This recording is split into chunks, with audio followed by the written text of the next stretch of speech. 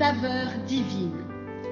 Cette bonne nouvelle du royaume sera prêchée dans le monde entier pour servir de témoignage à toutes les nations.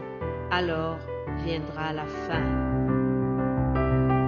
Ce pain céleste vous est présenté par Immaculée Niraneza. Je vous salue très chers amis à l'écoute de cette émission Saveur divine. Que le bonheur et la grâce de notre Seigneur vous soient donnés au nom de Jésus-Christ. Alléluia. Je remercie Dieu pour cette nouvelle semaine que nous avons commencée hier. Alors c'est toujours vraiment avec une grande joie que je viens auprès de vous pour partager la parole de Dieu. Je suis en même temps édifiée autant que vous. Lorsque je cherche des choses à vous partager, le Saint-Esprit m'apprend des choses. Je reçois beaucoup avant de vous donner aussi. Vraiment, que toute la gloire revienne à notre Seigneur. Cette semaine, nous allons changer un peu de méthode parce que, en vérité, je voudrais que nous fassions une courte étude biblique de l'Épître aux Galates. Je n'ai pas la prétention de faire de la théologie avec vous pendant une semaine, loin de là, mais nous allons simplement avoir quelques aspects historiques, quelques connaissances générales qui sont dans ce livre, dans l'Épître aux Galates. Il est bien que nous ayons un peu d'ouverture générale, un peu d'ouverture d'esprit. Vous savez ce verset que nous trouvons dans Osée 4 qui nous dit « Mon peuple est détruit par manque de connaissances ».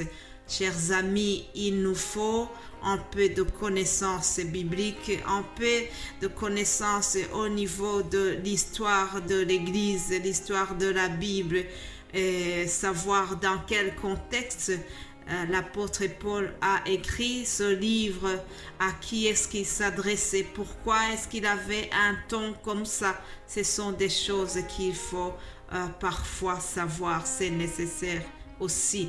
Alors donc cette semaine, nous allons dans ce sens. Épître aux Galates, je vous lis rapidement quelques versets, puis nous allons procéder à l'étude pour voir quelques leçons que nous pouvons tirer dans ce premier chapitre.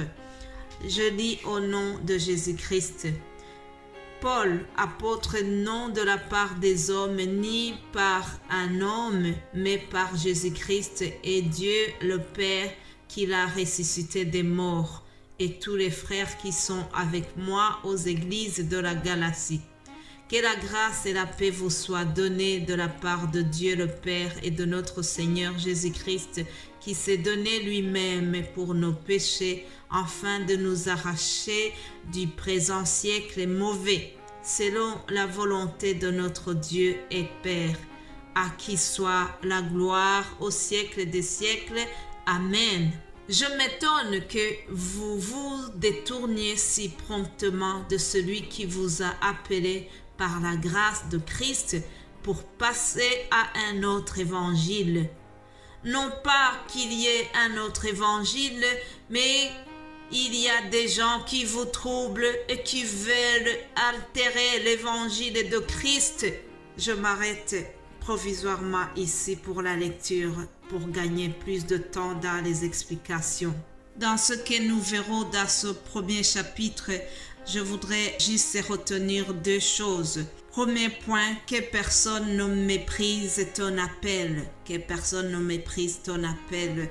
Aussi, garde le dépôt de l'évangile reçu. Garde le dépôt de l'évangile que tu as reçu. Le serviteur de Dieu, Paul, a été prêché dans la région donc de Galatie. Il était accompagné par Barnabas. Et puis, ils ont fait un bon travail d'évangélisation. Malheureusement, après, il y a des adversaires de Paul qui sont venus et ils se sont opposés à leur enseignement en leur donnant un autre évangile, en leur imposant des enseignements qui ne sont pas du tout liés à la grâce de Dieu. Donc, certains enseignants juifs sont venus troubler les nouveaux convertis dans les églises que Paul avait formées. Ils sont venus en enseignant aux gens qu'il faut absolument faire la circoncision et aussi il fallait absolument observer la loi mosaïque de l'ancienne alliance. C'était pour eux des conditions nécessaires au salut et à l'acceptation au sein de l'Église. Il disait aux gens que pour avoir le salut, il fallait absolument ajouter à la grâce de notre Seigneur, il fallait y ajouter les œuvres de la loi de Moïse. Il fallait aussi être circoncis. C'est pour ça que Paul va leur dire que ce qui est important, c'est la circoncision du cœur et non pas la circoncision du corps. Paul donc a insisté même dans un autre passage dans l'épître aux Éphésiens en disant aux gens que c'est par la foi que nous sommes sauvés et par la grâce, par la foi en Jésus-Christ que nous sommes sauvés et non pas par les œuvres, afin que personne ne se glorifie. En quelque sorte, c'est ce qu'il avait aussi enseigné aux Galates, les opposants de Paul qui étaient jaloux de lui, qui ne voulaient pas que Paul puisse avoir beaucoup d'influence dans les églises. Ah oui, chers amis, il y a toujours des gens qui sont jaloux. Alors, ils étaient aussi jaloux sur Paul. Et ils ont commencé donc à détourner les chrétiens, à détourner l'enseignement que Paul avait donné. Vous savez, en préparant ceci, j'ai pensé à la parabole du semeur. Dans cette parabole, on nous dit qu'il y a des épines qui sont venues étouffer la semence qui avait été semée dans le cœur des gens. Il y a une autre parabole où on nous dit qu'un semeur avait semé du blé, mais que l'ennemi est venu pour mettre de l'ivraie parmi le blé. Voilà ce qui s'est passé pour les gens de Galate. Paul avait semé la bonne évangile et les autres sont venus semer un faux évangile. Alors, ce qu'on reproche à Paul, on dit que Paul n'est pas un vrai apôtre. On dit qu'il n'a pas été appelé par Jésus-Christ. On se méfie de lui parce qu'on sait qu'auparavant, il persécutait l'Église. C'est pour cela que Paul commence ce premier chapitre en soulignant Paul, apôtre, non par des hommes ni par un homme, mais par Jésus-Christ et Dieu le Père qui l'a ressuscité des morts. Autrement dit, il est en train d'insister sur le fait que c'est Jésus-Christ lui-même qui l'a appelé. Même s'il n'a pas fait partie des 12, mais Jésus-Christ l'a appelé personnellement. C'est ce que nous voyons dans le livre des Actes des Apôtres.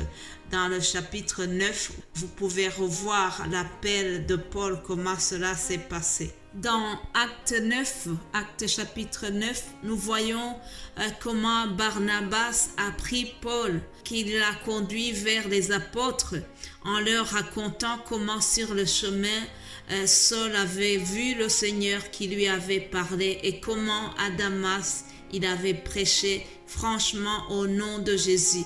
Il allait et venait avec eux dans Jérusalem et s'exprimait en toute assurance au nom du Seigneur. Alléluia. Que personne ne méprise ton appel, cher ami. Si tu sais que c'est Jésus-Christ qui t'a appelé, si tu sais que tu travailles pour lui, sois fier de ton travail, sois fier de ton évangélisation, que personne ne vienne t'intimider, que personne ne te méprise. C'est ce que Paul a fait. Il a défendu son appel devant ses opposants. Alléluia. Au verset 6 de ce premier chapitre, nous voyons que Paul s'étonne.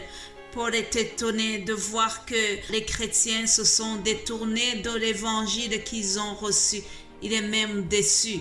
Alors, c'est pour cela que je dis, garde le dépôt de l'évangile reçu. Chers amis, gardons ce que nous avons appris de Jésus-Christ. Gardons les enseignements authentiques que nous recevons de la Bible, des serviteurs de Dieu qui nous enseignent. Gardons cela jalousement. Je vais continuer ce point demain. Je vous souhaite de passer une excellente journée. En attendant, vraiment, soyez bénis et continuez à méditer ce que je viens de vous partager déjà. Mes bien-aimés de Dieu, un conseil que je vous donne, je vous en supplie, s'il vous plaît, lisez les 6 chapitres de ce livre aux Galates, l'épître aux Galates, les 6 chapitres. Si vous les lisez cette semaine, ça serait vraiment bien et comme ça nous allons cheminer ensemble.